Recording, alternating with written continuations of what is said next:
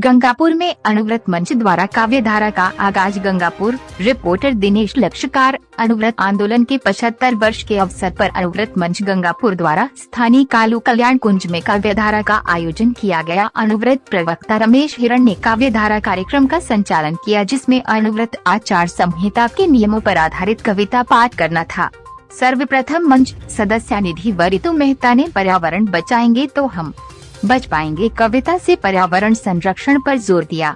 अंजू रांका ने चलो हम सब मिलकर शांतिमय विश्व का सृजन करें, विश्व शांति की बात की तो मधुबाला जोशी ने संयम अनुशासन के बल पर बदले युग की धारा की वकालत की। मुझे इजाजत दे मां तो मैं भी दुनिया में आऊं, एक मार्मिक अपील के माध्यम से सपना लोढ़ा ने भ्रूण हत्या पर गहरी चिंता प्रकट की।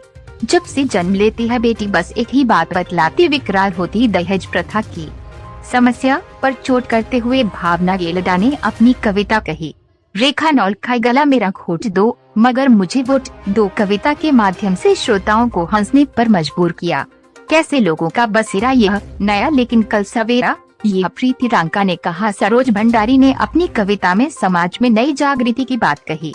प्रवक्ता रमेश हिरण ने मादक पदार्थों का करो बहिष्कार। एडवोकेट मनीष दाधीज कविता में आत्महत्या जैसी विभत्स समस्या की ओर समाज का क्या आकर्षित किया।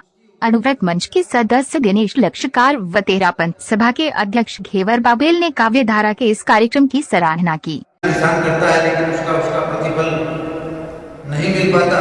काश में जाते उसकी हार्ड और मेहनत की राह, काम के प्रति उसके समर्पण की राह, उसकी उगाई फसल की राह, उसकी अपनी नैतिकता और सदाचार की राह, उसके द्वारा की गई पूजाओं और प्रार्थनाओं की राह।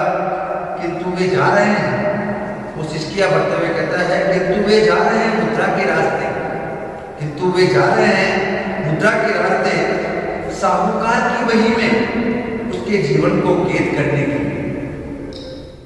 जो आपके सामने साहूकार की वही में उसके जीवन को कैद करने के लिए